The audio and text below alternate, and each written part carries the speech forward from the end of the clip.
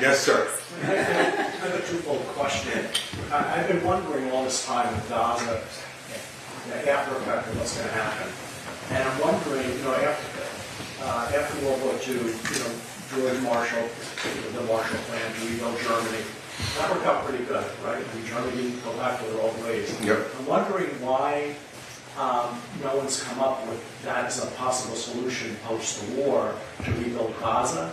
And my second question is, also going back to the war, as you know, like during World War II, the United States, the government put all these infomercials together to get buy-in from the American public, not only to buy into the war effort, but to really establish facts that the American people understood what was going on with Hitler and the war and Nazism and the SS.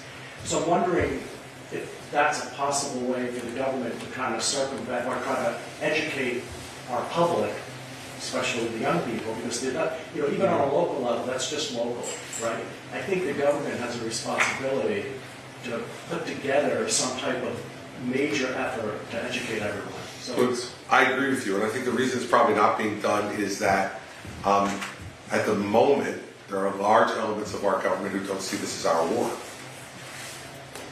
Right? So the difference with World War II and this is that they saw that as our war. I think that's wrong. Because I think warfare is much different today than it was in the 1940s. It's much more unconventional. And there's no doubt in my mind that they're going after allies of ours around the world as a way to get to us. It's not the primary reason, but they see it as a wonderful collateral benefit to them, to dislodge the United States as the leading voice in the world. And certainly China wants that, and Russia wants it too. And so I would absolutely think it would be a great idea to have a public service campaign on truth. Just on truth.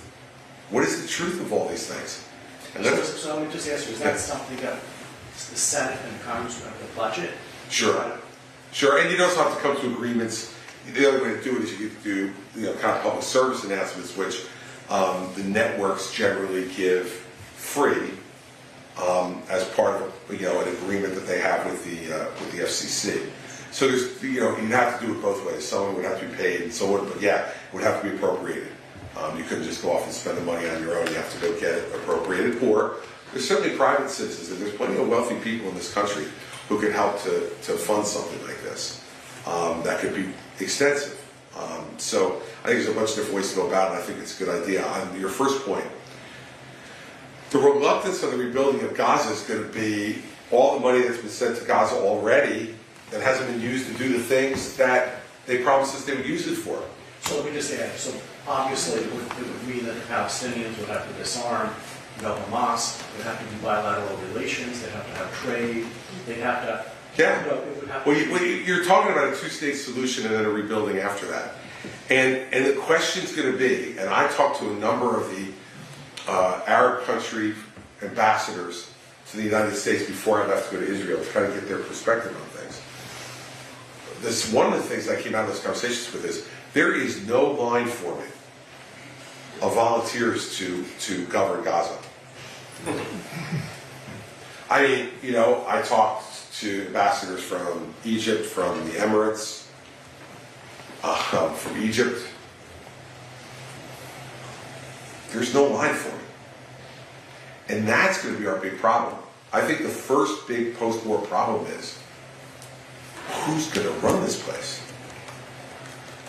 And I'll tell you, if you're Jordan, or you're Egypt, or you're the UAE, do you really want to step up and do this? Do you want to take that responsibility? So that's going to be a really difficult thing, and that's why I'm a little bit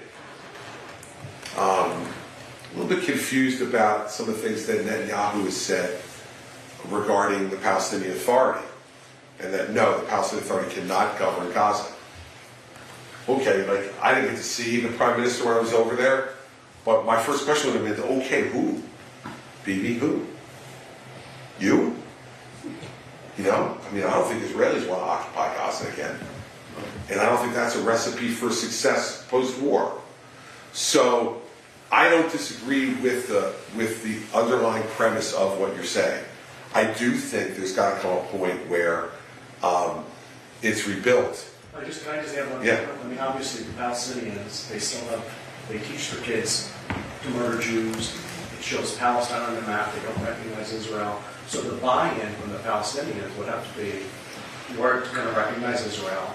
We want to have our own state, right? Right. I agree with all that, except who's going to say it for them? Like, to get those things, which I think all would be prerequisites to a rebuilding of Gaza, you have to have a governmental entity that will sign a treaty that agrees to those things. Who? That's the problem. That's why I'm saying to you, the underlying problem is, who is going to do that? You've got the Palestinian Authority running the West Bank. Abbas is now 78 or 79 years old, and there's some real question as to whether he's really in charge or not. We're heading to a point where I think the role the U.S. has to try to play in a post-war, post-Hamas Middle East situation is first to talk to these other Arab countries and say, okay, it's obvious Israel can't run Gaza and the West Bank. And it's obvious the United States can't run Gaza and the West Bank. So, who's going to raise their hands and be willing to come in here and help form a government, a functional, non-violent government? And that is both an exasperating problem, but an absolutely necessary problem to solve to try to get the violence down. Because remember, all Iran does every day is to gin up that violence. It certainly can't be the UN either.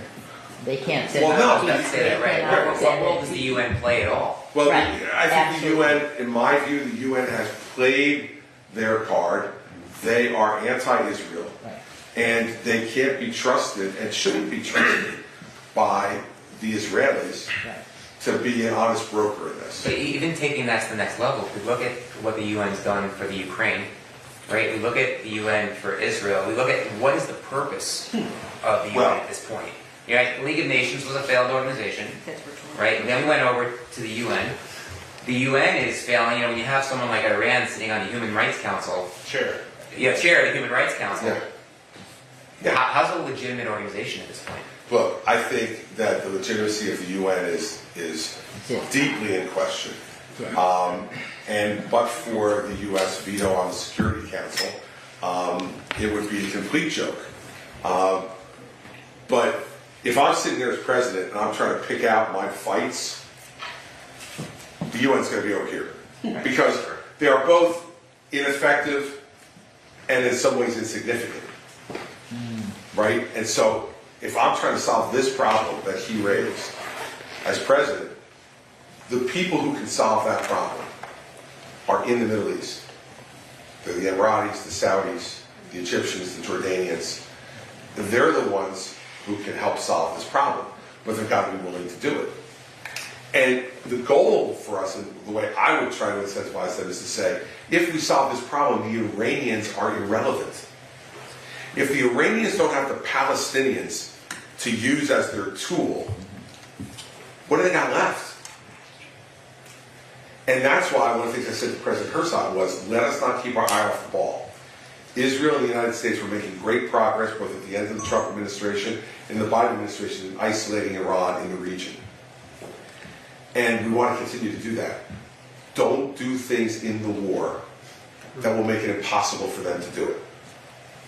And that's a horribly tough needle to thread for the Israelis. But they got to keep their eye on the long-term ball too, because this will happen again. If we don't solve the problem he's talking about, it will happen again.